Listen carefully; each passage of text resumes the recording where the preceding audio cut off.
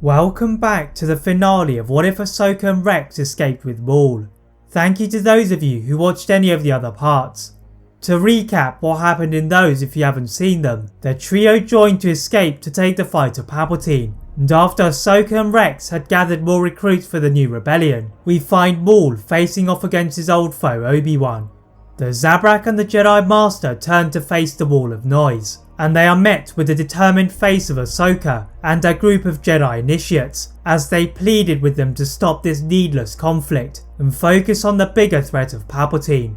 To their surprise, out of a small hut in the distance, emerged Luke Skywalker with his lightsaber given to him by Obi-Wan.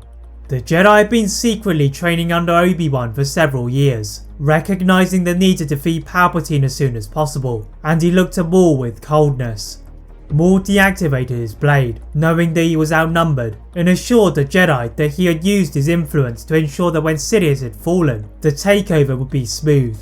Obi-Wan was skeptical and knew that Vader would also want the throne of the Sith, but agreed to venture to the rebel base to fight his final battle. Aboard an Alliance cruiser, the rebels were wary of the new and functioning superweapon of the Death Star, but at least they had the services of Grandmaster Yoda. The Jedi was aware that the Emperor could sense his presence from afar, and decided that he should lure the Sith to the Jedi Temple on Nathal. The rebels do not hesitate, as they do not have any better plans, and Yoda travels to the planet in his starship alone, and positioned himself just outside the stone spire that decorated his entrance. As he had foreseen, Yoda is soon surrounded by a small group of stormtroopers, questioning what he was doing outside of the Jedi Temple. Relaying the news of the presence of the little green figure to Lord Vader, Yoda grinned, then force pushed all of the Imperials into the rocky terrain, as he then instructed the rebels to prepare for the arrival of the Sith.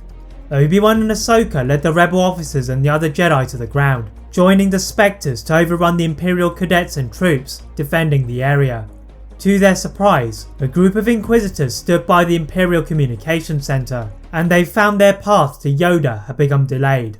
Vader's Jedi killers were overwhelmed by the Jedi, as well as Maul and Ahsoka, and as the rebels fought off the remaining Imperials, the Force users took jump speeders to find the Grand Master.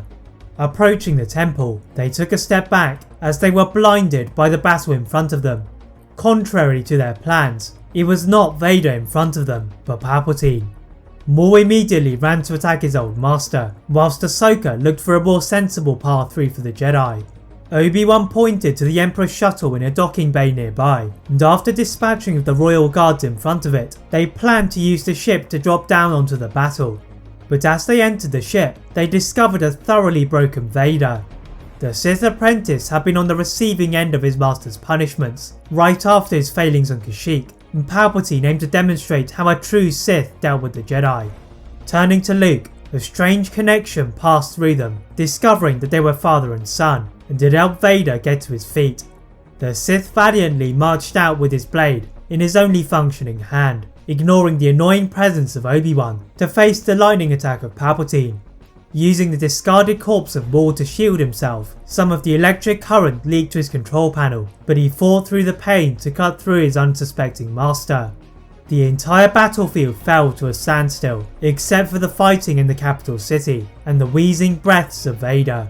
The Sith apprentice had sacrificed himself to kill his master, and as he turned to Luke and the Jedi, he asked to be forgiven for his crimes during the reign of the Empire, before fading into the Force. Bail Organa soon declared to the galaxy that the reign of tyranny was over, and celebrations ensued, as with the help of Maul, the Empire's stranglehold on planets had been relinquished. Luke carried what remained of Anakin Skywalker to Naboo, buried alongside Padme Amidala, as the Jedi and Ahsoka began to make their own moves to reinstate the Jedi as the peacekeepers of the galaxy. Their reputation had been ruined by Palpatine, and Luke's actions were used as propaganda for their cause, helping the opinion turn in their favour and restoring the Jedi on Coruscant. The Sith temple beneath the surface was destroyed to prevent any darkside users from masking their presence, and the buildings were restored to the Clone War era, welcoming off-worlders to the planet again. The Jedi had completed their return. That is it for What If Ahsoka and Rex Escaped with Maul.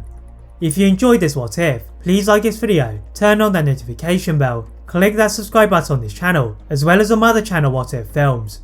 And as always, leave a comment on what if you'd all like to see next, and how I can improve my videos. Thank you all very much for watching, and see you next time.